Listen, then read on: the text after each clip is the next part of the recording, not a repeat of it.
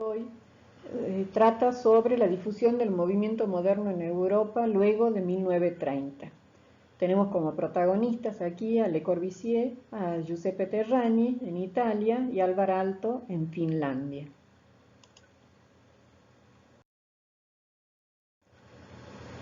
Vamos a ver este cuadro en el que están expresados cómo en los años 20 se produce esa ruptura con la arquitectura del academicismo, esa arquitectura propia del siglo XIX, y comienzan a actuar los maestros de la arquitectura que van por delante presentando esta arquitectura blanca, sin ornamentación, y en la que la forma va a ser consecuencia de la función.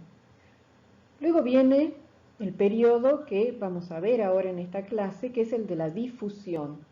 Cómo esta arquitectura, este método de diseño se va a difundir por el mundo a través de distintos canales, y esta arquitectura va a plasmarse en nuevos contextos, teniendo en cuenta justamente las características de estos contextos, tanto naturales como culturales. Y va a ser este periodo en el que se va a dar la formación de los arquitectos que ya van a actuar a partir de la segunda mitad del siglo XX. Son los arquitectos como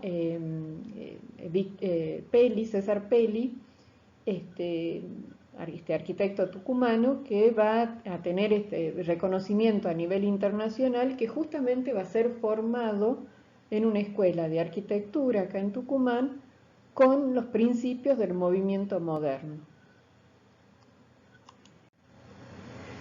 Bien, estos son los tres temas que vamos a ver en la clase, en dos videos.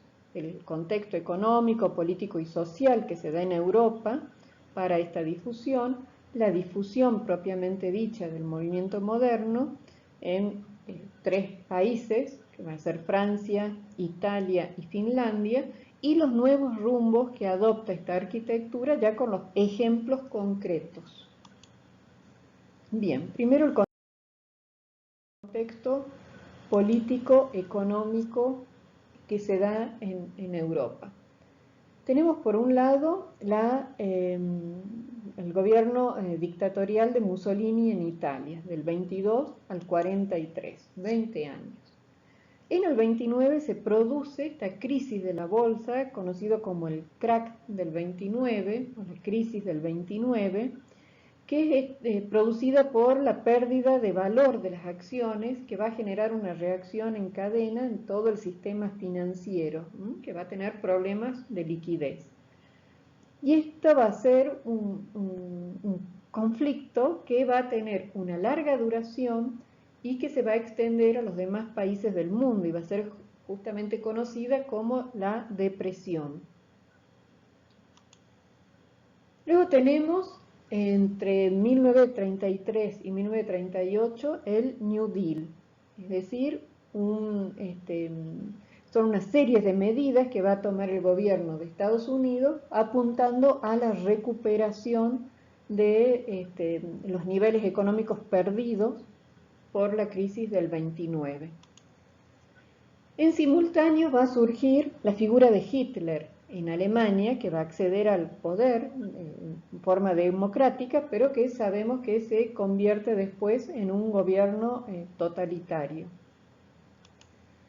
Luego, la Guerra Civil Española entre el 36 y el 39, la confrontación entre dos bandos muy concretos, y que va a culminar con la dictadura de Franco desde el 38 al 75. Y finalmente, la Segunda Guerra Mundial, que va a marcar todo este periodo, ¿no es cierto?, en la Europa del 39 al 45. Y esto va a generar un mundo dividido entre dos polos, el polo capitalista liderado por Estados Unidos y el polo comunista liderado por la Unión Soviética, como un dato a tener en cuenta, la creación de la ONU, de la Organización de las Naciones Unidas, en 1945. Bien, teníamos a Mussolini en el poder. Fue el líder del Partido Nacional Fascista, que inicia la llamada Revolución Fascista, caracterizada por justamente actos de violencia y de persecución a quienes se oponían a este régimen. En el 40, Italia va a entrar en la Segunda Guerra Mundial como aliada de la Alemania nazi. El fascismo va a promover este clasicismo simplificado, es decir, una arquitectura que va a buscar reconocer la arquitectura del pasado, de ese pasado clásico, y va a aceptar la arquitectura del movimiento moderno como una propaganda a estas ideas fascistas, pero siempre reconociendo e incluyendo en esta arquitectura moderna la arquitectura clásica y del Renacimiento. Decíamos lo del crack del 29, es la caída del mercado de valores en Estados Unidos, que tiene un alcance global. Las causas: pérdida del valor de las acciones, lo que generó una reacción en cadena en el sistema financiero, trayendo graves problemas de liquidez. Las consecuencias: la ruina de muchos inversores, el cierre de empresas y de bancos, y por lo tanto el desempleo de millones de trabajadores. Es decir, terminaba una etapa que fue la de los años 20, de un estado de bienestar y de progreso que se vivía en Estados Unidos en ese momento, como ya lo vimos en clases anteriores. El New Deal fueron estas medidas que va a tomar el gobierno estadounidense, liderado por Franklin Delano Roosevelt, que va a plantear detener estas quiebras de bancos, o sea, con ayuda estatal, pagar subvenciones a desempleados y jubilados y realizar grandes obras públicas orientadas justamente a la producción, a dar empleo y a mejorar la situación de los trabajadores. Esto va a generar un efecto muy positivo en el corto plazo, que lo va a volver a ubicar a Estados Unidos en una situación de liderazgo. En Alemania, Adolfo Hitler asume el poder en 1933, cuando se desaparece la República de Weimar, que en realidad dura muy poco, del 19 al 33. Hitler representa o surge del Partido Nacional Socialista Obrero Alemán, que se lo conoce justamente como partido nazi, y va a convertir a Alemania en el Tercer Reich. Bueno, se convierte en una dictadura, como ustedes saben. Aquel que se oponía era inmediatamente encarcelado, torturado, etc.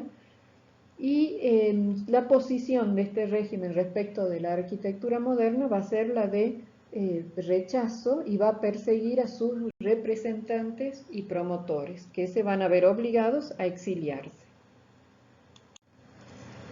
Mientras tanto, en España teníamos la Guerra Civil Española del 36 al 39, que fue un conflicto bélico entre el bando republicano, apoyado por la Unión Soviética, y el bando nacional, apoyado por los gobiernos fascistas de Alemania e Italia. El general Francisco Franco es el que va a estar al frente de este bando, y son los que van a salir victoriosos finalmente. Pero va a comenzar una dictadura que va a llevar a España a un aislamiento respecto del mundo. Que este aislamiento, bueno, se va a ir debilitando al final de la dictadura de Franco, que termina en el 75 con la muerte de Francisco Franco. Franco va a preparar un tiempo antes a un sucesor, que va a ser el rey Juan Carlos I, que es el que va a llevar a la democracia nuevamente a España. Aquí la arquitectura del movimiento moderno también va a ser rechazada y los arquitectos se van a ver, los que adhieren a esta corriente, se van a ver perseguidos y van a tener que exiliarse. Tenemos la Segunda Guerra Mundial, del 39 al 45, donde se van a enfrentar los países de las potencias aliadas por un lado y las potencias del eje. Bueno, va a ser una guerra espantosa, con mucho costo en vidas humanas, y que va a propiciar la caída de los regímenes de Alemania y de Japón. El mundo va a quedar dividido. Aquí vemos la conferencia de Yalta entre Churchill, Roosevelt y Stalin, y se van a dividir el mundo en dos: el bloque capitalista, con Estados Unidos a la cabeza, con influencia en Europa occidental, y el bloque comunista, liderado por la Unión Soviética, con influencia sobre Europa del Este. Y el caso más emblemático de división es la división de Alemania, a través del muro de Berlín. Una parte de Alemania es capitalista y occidental, y la otra con el régimen comunista. Bien, ese es el contexto convulsionado de estos años, a partir de 1930 aproximadamente. Vamos a ver ahora la difusión entonces del movimiento moderno, cómo se realiza. Y por un lado vamos a tener las exposiciones y congresos que se hacen de arquitectura, de arte. Estos van a ser realmente foros de difusión de esta nueva arquitectura. Entre ellos tenemos la exposición de 1925 de artes decorativas, donde ya vimos en clases pasadas que había pocos ejemplos de arquitectura moderna.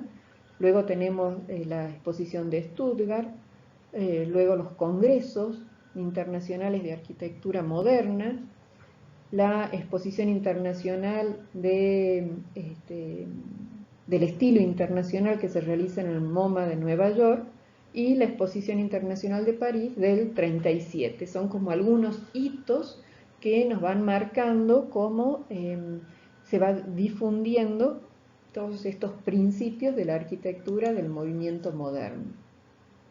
Luego tenemos las revistas especializadas. Una de ellas, la revista Domus, la revista Casabella, l'Architecture d'aujourd'hui, que llega a Argentina, a Buenos Aires, a las distintas escuelas de arquitectura. Va a ser lo más moderno que se puede ver respecto de lo que se hace en el mundo. Y la Unión de Arquitectos Modernos. Van a ser estos canales fundamentales de la difusión. Y luego vamos a tener el viaje de Le Corbusier a Sudamérica, y luego la diáspora que se produce de los arquitectos alemanes que van a ir a la Unión Soviética o a Inglaterra o a los Estados Unidos, donde va a ser posible, digamos, que desarrollen su actividad profesional con todos estos principios y en nuevos contextos. Bien, como habíamos visto, la Exposición Internacional de Artes Decorativas de París de 1925 va a haber un predominio de los pabellones Art Deco, y hay una menor cantidad de pabellones modernos. Tenemos el pabellón del Esprit Nouveau de Le Corbusier y Osenfant, donde van a exponer una casa prototipo, que sería una casa Citroën. Fíjense todo el mobiliario, la decoración que tiene que ver con las vanguardias, y donde se va a exponer el Plan Voisin para París. El otro pabellón moderno es el de la Unión Soviética, que bueno, también va a tener, fíjense, todo el diseño del mobiliario, íntegramente el diseño del edificio y del mobiliario en movimiento moderno, pero La Unión Soviética, hacia el año 33, más o menos, se va a producir un quiebre aquí, ya no van a aceptar la arquitectura moderna y se van a volver a un estilo clásico.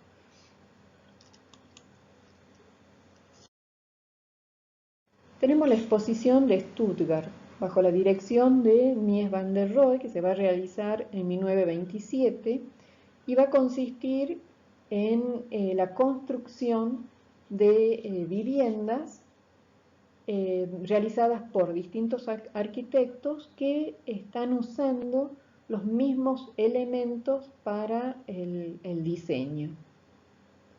En esta urbanización se va a separar la circulación vehicular de la peatonal y el objetivo es mostrar los prototipos de viviendas con carácter experimental. Va a haber una concordancia de todos los elementos formales que van a constituir estas construcciones y que lo podemos reconocer en las cubiertas planas, el predominio del blanco, las superficies lisas sin ornato y la simplicidad y la funcionalidad hacia el interior. Aquí van a exponer Le Corbusier, Mies van der Rohe con este bloque de viviendas, bueno, Jarun, que ya presenta algunos elementos más plásticos respondiendo al expresionismo alemán, Uth con el tema del diseño de las viviendas mínimas.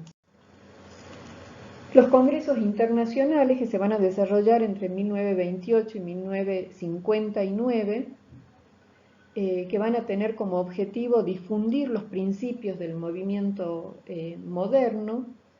Van a participar arquitectos de distintos lugares del mundo.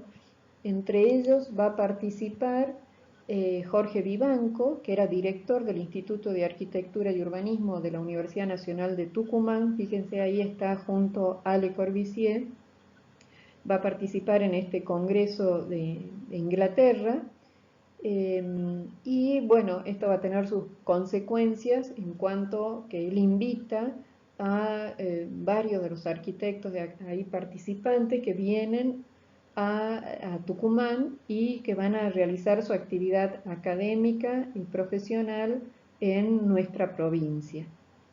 Va a ser una época muy particular de nuestra institución. El instituto era el antecedente de lo que después es la Facultad de Arquitectura.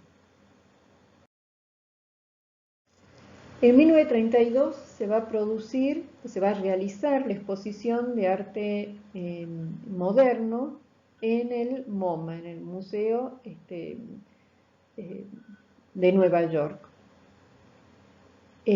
Aquí se van a presentar y se va a realizar una publicación sobre las obras construidas de Mies van der Rohe, de Walter Gropius, de Le Corbusier, de Hans Jarun, de Álvaro Aalto, así como de arquitectos también procedentes de Bélgica, de Alemania, de Austria, de Holanda, de Japón, de España, y también algunos norteamericanos como Wright, Neutra, Howe y Lescase.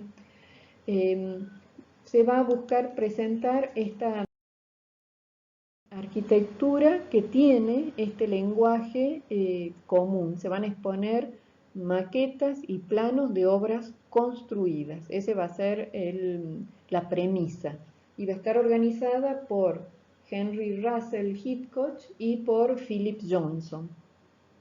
El objetivo, entonces, es mostrar esta arquitectura que se está realizando en todo el mundo y que tiene un lenguaje común.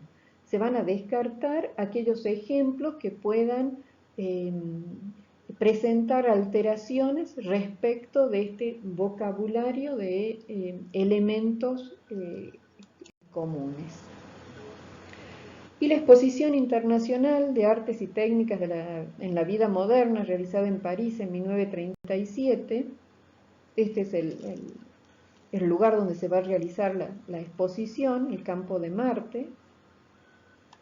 También se van a mostrar acá una serie de edificios que representan a países o a grandes firmas, y se va a destacar por la mayoría acá de pabellones en lenguaje moderno.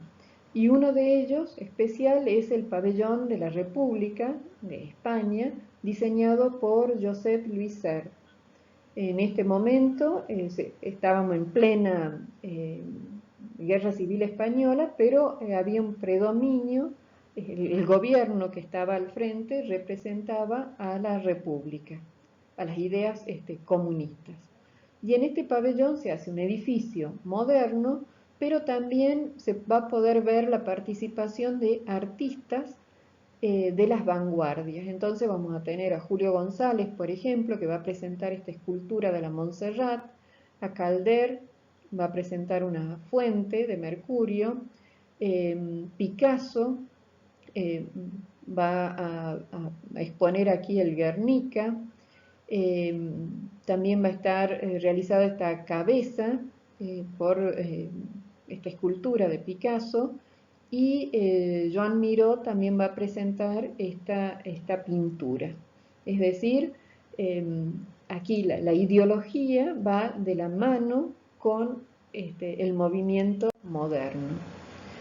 El pabellón japonés también va a tener este lenguaje, es lo mismo que el pabellón de Estados Unidos. Y un pabellón que causa admiración va a ser el de Álvaro Aalto para representar a Finlandia, con todas estas líneas ondulantes que tienen que ver con bueno, el arte y la cultura finlandesa. Y Argentina también presenta su pabellón, que va a estar a cargo del ingeniero Martínez de Hoz.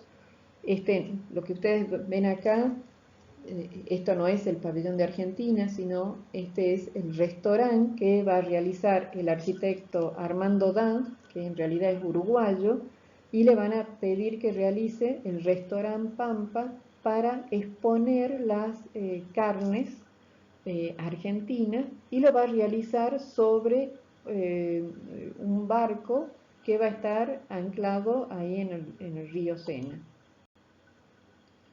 Aquí tienen otro detalle del diseño de lo que es el restaurante Pampa. Y tenemos las primeras revistas. Estos son los años en los que aparecen estas primeras publicaciones sobre arquitectura moderna, que van a difundir, van a llegar a todos los rincones del mundo, difundiendo la arquitectura del movimiento moderno. Y tenemos el viaje que realiza Le Corbusier a América. Él lo hace en 1929, donde va a dictar una serie de charlas, de conferencias en las ciudades de Buenos Aires, de Río de Janeiro, Asunción y Montevideo. En este viaje, que no es invitado por la Facultad de Arquitectura ni el Colegio de Arquitectos, sino que es invitado por una asociación Amigos del Arte, liderada por Victorio Campo. Entre 1929 y 1962 va a realizar otros 11 viajes a Latinoamérica, donde va a proyectar un plan urbano para Bogotá, donde va a ser consultado por Brasil, el gobierno de Brasil, para el diseño del edificio del Ministerio de Educación de Río de Janeiro y la ciudad universitaria de Río de Janeiro. Va a realizar otros proyectos como la Casa Errázuriz en Chile, y finalmente va a realizar la Casa Curuchet en La Plata, pero que va a ser construida por el arquitecto Amancio Williams. Es decir, va a haber muchos viajes, va a recibir en su estudio a distintos arquitectos jóvenes de Latinoamérica, va a dejar su influencia, pero en realidad va a ser solo una obra, la obra de Le Corbusier en Latinoamérica, y que va a estar en la ciudad de La Plata. Y después veíamos lo de la diáspora de los arquitectos, es decir, cuando se cierra en Alemania la Bauhaus, se produce esta emigración de arquitectos y artistas que van a ser considerados enemigos del régimen nazi. Entre ellos tenemos a Hans Meyer, a May y a Tho, que van a emigrar a la Unión Soviética. Estos son arquitectos que adhieren al comunismo y van a emigrar a la Unión Soviética en primer lugar. Pero cuando el régimen de Stalin vuelve hacia una arquitectura clásica y frustra todos estos años que habían sido de promoción del movimiento moderno en la Unión Soviética, también deben salir de la Unión Soviética. Y entonces emigra, en el caso de Meyer, hacia México, en el 49 vuelve nuevamente a Europa, o en el caso de May, emigró a África, y en el 54 regresó a Alemania, o en el caso de Taut, va a ir a Suiza, a Japón, y en el 36 se va a mudar a Turquía.